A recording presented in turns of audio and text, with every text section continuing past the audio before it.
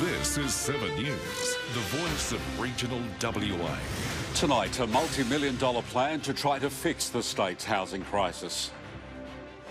Qantas bends to pressure from a WA animal rescue group. The new campaign to keep children safe around the water this summer. And I'll have the Friday forecast for your place coming up soon. 7 News begins now. Hello and welcome to 7 News. The state government has revealed another multi-million-dollar plan to try to fix WA's rental crisis. Airbnb property owners could get a $10,000 government payment if they start offering a 12-month lease instead. Homeless advocates say it's a bold but welcome move. Airbnb doesn't think it'll make a difference. While holidaymakers can spend hours scrolling online for short-term stays in WA, renters looking for long-term housing don't have anywhere near the same amount of choices. People are doing it really tough in WA right now. As we know, people are sleeping in cars, they're sleeping under bridges, they're having to stay with friends and family in the thousands. Today, the state government announced new measures to regulate the short-term rental market. Property owners will be required to register short-term rental accommodation properties in Western Australia before being able to advertise and take bookings, including online booking platforms. As well, a $10,000 payment is on offer to Airbnb owners if they start offering a minimum 12-month lease. This is a call to arms for every property owner who runs an Airbnb or short-term rental to consider the incentive we're offering, but also to consider the impact they're having on the rental market. Entire homes advertised for rent on an online booking site in the past 6 weeks are eligible, but Airbnb says the payment is unlikely to make a major difference to WA's housing supply, as many listings on its platform are holiday homes or a host's primary home. But even if we saw 25% of properties that are on Airbnb come across to the long-term rental market, that would double the rental supply that we currently have. Jenny Sean, 7 News. Optus has agreed to compensate its customers affected by the national outage. Depending on their plan, the company is offering either free weekend data or a 200 gig package. Optus says the outage was caused by a cascading series of failures on its network. It's agreed it'll work with authorities and any inquiries to get to the bottom of the issue. There have been some concerning responses from regional WA after a survey about the well-being of children and young people across the state. More regional children say they don't have access to enough food and feel unsafe in their local area.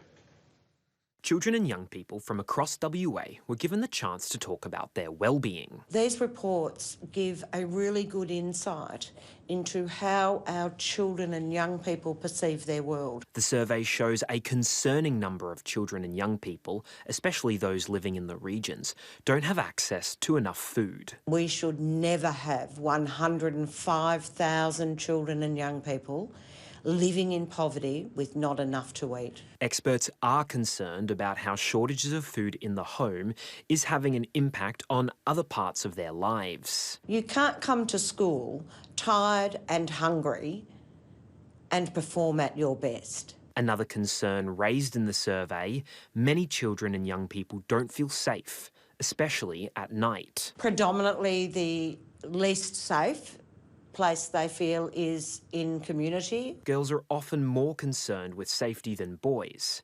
Aboriginal children in regional WA are sometimes more likely to feel less safe at home, worried someone there or in their family may be fighting. There are children and young people who aren't safe at home. Teenagers in WA's more remote regions say they're feeling like they have nowhere to go.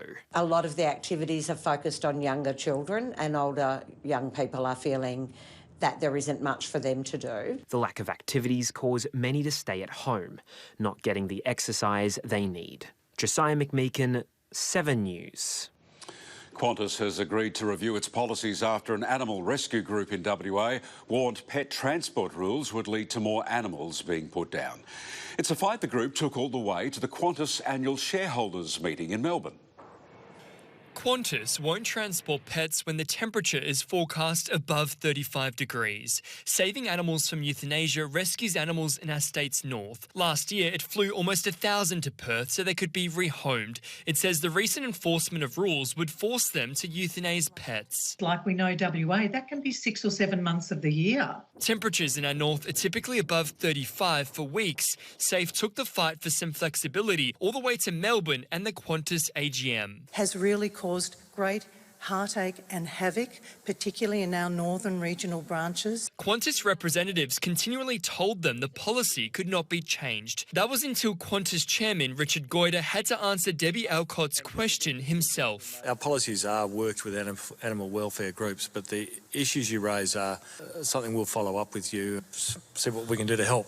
Qantas says it's agreed to have discussions with SAFE but didn't want to preempt any outcome. The RSPCA has also backed SAFE's call to modify the policy. The organisation already ensures pets go on early morning flights while temperatures are low. We need to get our Australian animals back in the pouch of the flying kangaroo safely throughout Australia. Josh Van Staden, 7 News. The Wiggles have accepted an apology from the Bunbury City Council. Bunbury had come under fire for playing the band's hit Hot Potato on repeat to deter what it called antisocial behaviour at a city stage. The band asked the council to stop playing their music, and it did. In a statement, the Wiggles say they're pleased to learn that the city took swift action to stop playing the music, and they declined an invitation to come to Bunbury this touring season because of prior commitments. A South West Council will debate whether or not to drop the acknowledgement of country before Shire meetings. The councillor behind the move believes the acknowledgement is a sign of tokenism. At the Shire of Harvey's last meeting, Councillor Craig Carboni started the debate over the acknowledgement of country. Well, personally, I think it should be scrapped. Like I said, it's just tokenism now. I just don't think it has any meaning anymore. After he spoke, he was met with silence. Councillor Carboni says he has many reasons for raising the issue. When asked what the issues were, he told the council he'd have to think about it. When 7 News spoke to him, he raised the failed voice referendum as one of the reasons. I think with the referendum result that we've recently had, I think the people have spoken loud and clear. That they're getting a bit sick of this virtue signalling, this tokenism that is acknowledgement to country. The Harvey Aboriginal Corporation says it's disappointed by the lack of understanding the councillor has shown on Indigenous matters.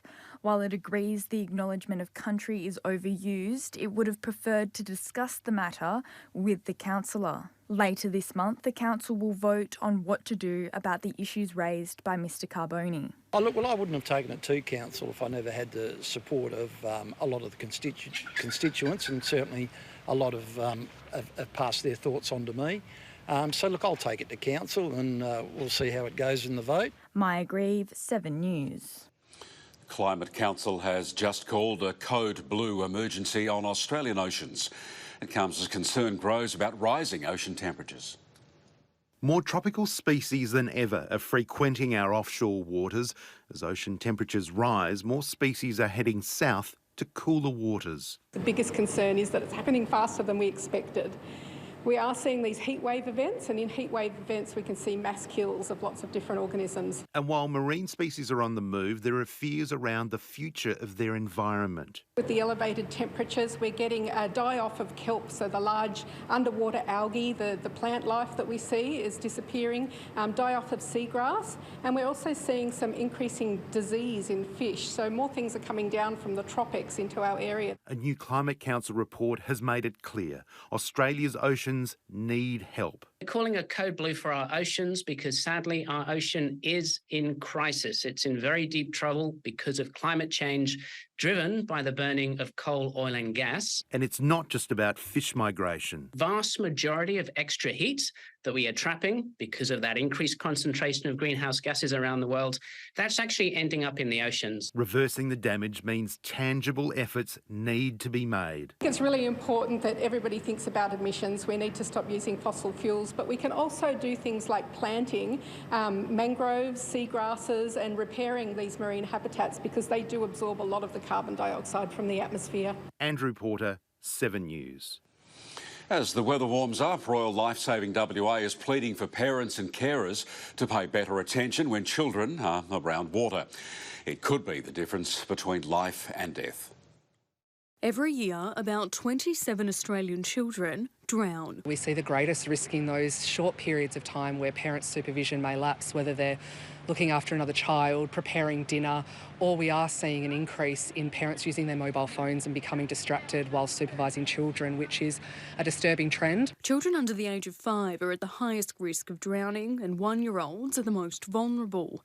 They make up 40% of all children who drown under the age of 5. It really is important to switch off, turn the phone off and spend the time with your children so that that constant supervision is not broken and you are able to respond in the event that your child gets into trouble in the water. Royal Lifesaving has launched its new campaign warning parents and carers as summer starts about the risks around water. Research shows 38% of all deaths occur between December and February. And when it comes to Christmas presents, there are some fresh warnings around pool toys. While these products are great and fun and inviting for kids to enjoy in the water, they cannot replace the need for close and constant supervision by an appropriate adult. Amanda Sabatino, 7 News. A change in the weather today. With the details, here's Julian Vicentini. Thanks, Noel. It was definitely cooler today in our state south as a cold front brushed the southwest corner as the day progressed. And tonight, expect some more evening showers and thunderstorms over the Kimberley, Pilbara and North Interior. It was stormy in the Kimberley again today, 41 the top in Kununurra, 42 in Fitzroy Crossing, cooler in Broome, 33. And as we move further down the coast, Marble Bar was today's hotspot, reaching 43 degrees just before 2 p.m. And it was warm in Exmouth, 37 degrees. 26 today in Carnarvon and Geraldton, an overnight low of 15 in Moora before reaching 32 degrees. Later this afternoon, moving inland, it was hot in Kalgoorlie, 40 the top and 41 in Laverton. 19 degrees the maximum in Manjimup, a low of 10 before a top of 20 in Albany, a windy 27 degrees in Esperance and a warm 34 in Southern Cross. Taking a look at the gauge, Denmark recorded the most rain in the 24 hours until 9 a.m. with 4 mils. 1 mil fell in Pemberton, a sprinkle in the Kimberley at the Margaret River airstrip and 0.2 of a mil in Eucla. To the weather wall, hello to everyone at Warrakerna Campus Land School and a big hello to these students from Panawanika Primary School. Great job, everyone. I'll have more weather coming up after sport. OK, thanks, Julian. And ahead tonight in 7 News, police concerns for the welfare of a 1-month-old child. How you can help. Plus, the Southwest hairdresser up for a prestigious prize. Police are trying to find a couple last seen in Geraldton. 31-year-old Alexandra Arki and 38-year-old Russell Akim may have their 1-month-old child with them. Police are worried about the child's welfare. The pair may have travelled to Perth. Anyone who sees them or can help is asked to call police. There are hopes Prime Minister Anthony Albanese's recent visit to China could lead to the lifting of tariffs on Australian rock lobster. $2 billion worth of sanctions remain on exports to China after diplomatic tensions in 2020. That includes lobsters and beef. The PM and Federal Trade Minister Don Farrell met with Australian producers in Shanghai. He was seen holding a rock lobster from Geraldton. And that's why the Cook government supported 23 businesses from Western Australia to be in China for a trade mission at the same time as the Prime Minister. So we welcome that close ties with the federal government to actually ensure that we get more West Australian produce into China. The pathway back to market is still unclear. The Geraldton Fishermen's Cooperative says the trip has been the most positive development to date. A Southwest hairdresser has been nominated for one of the industry's most prestigious awards. Simcoe Hair Boutique in the town of Vass could be named Australia's Salon of the Year. It's a cut above the rest, from basins to blow dries, champagne to colour work. The hard work here at Simcoe Hair Boutique hasn't gone unnoticed. I always knew that I wanted a really strong brand and a strong team presence, and I feel like we've got all that now, and now we're just striving to kick goals. The salon in Bass could be Australia's Salon of the Year. It's been nominated in this year's Hair Fashion Awards for the second time. We are up against some really big names in the industry. I feel really humbled. I feel really humbled to be up there against some really big names. It's just a really big achievement for the business. It's received a fresh look of its own, reopening after some major renovations. It's even designed a hair range. The salon recycles around 95% of their waste and even holds an annual tree planting event, not only helping their clients look good, but feel good, knowing their visit is making a difference. I'm so passionate about it, like doing the right thing and creating somewhere where the clients could go, where they know that we're doing the right thing and doing good for the environment. I'm really proud of us. The winner will be announced on Monday at a ceremony in Sydney. Amanda Sabatino, 7 News. Up next, sport, and tonight, Perth off to a scorching start in the Women's Big Bash, and the WA hockey teams with finals in their sights.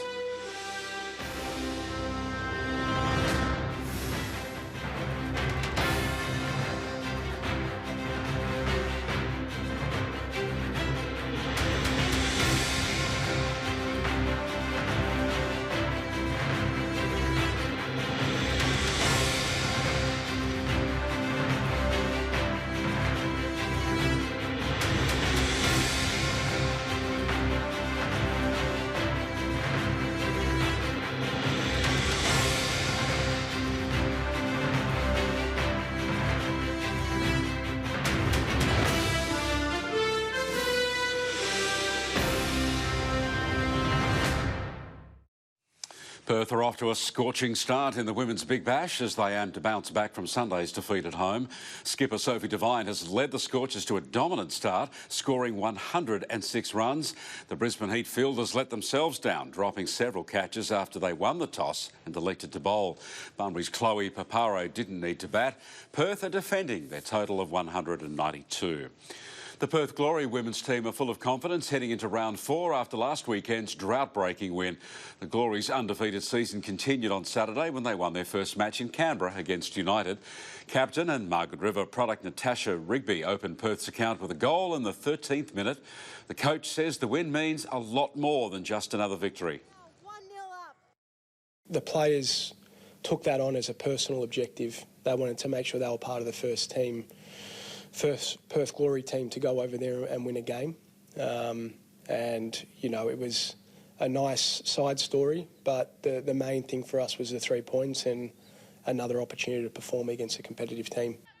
The Glory will look to maintain their spot on top of the ladder when they face Adelaide at home on Saturday. The Perth Thundersticks women's team have finals in their sights after an electric start to the Hockey One season. The squad are yet to lose a game. Julian Vicentini spoke with Tambalup defender Penny Squibb.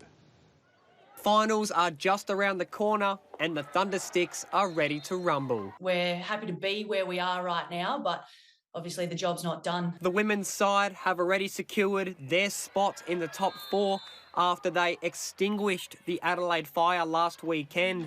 It was dubbed by the coach as the team's best outing so far, but Penny Squibb says things are only just getting started. We go away from last weekend with those positives, we review and then we just try and make it better next week and then the following week moving into finals. So I definitely think there is more to come from our team, that's for sure. Perth remain undefeated in the women's competition from 4 games. The Tambalup product nailed down these performances to team chemistry. In a whole where pretty much we've all played together at some point in our careers, so we were confident. Squibb has been a standout in the Thundersticks squad since coming into the side.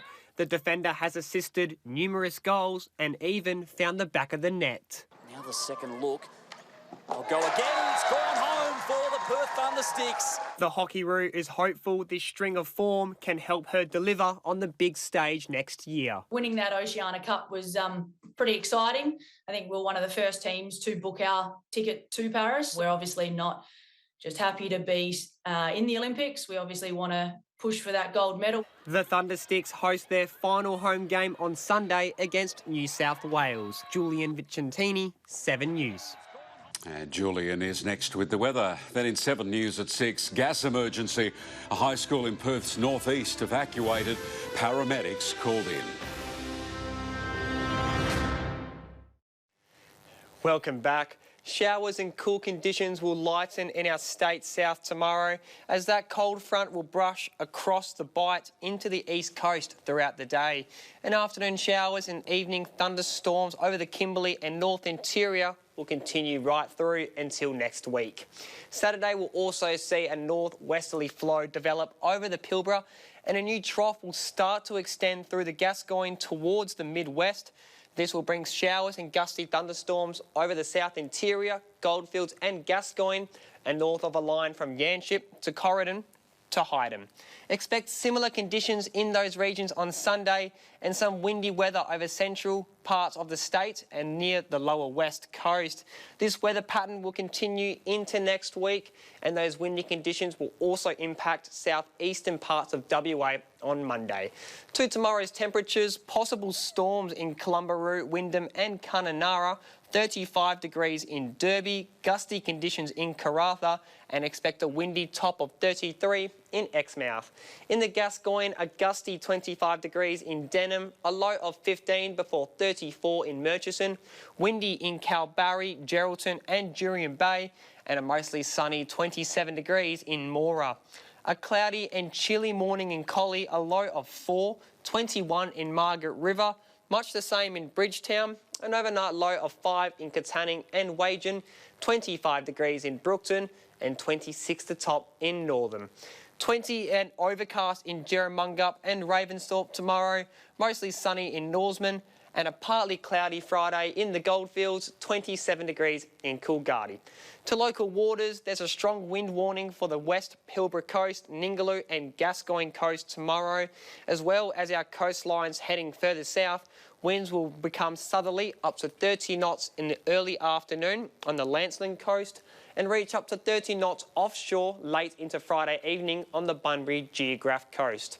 And swells are set to increase up to 4 metres during the morning on the Albany coast and around midday on the Esperance coast.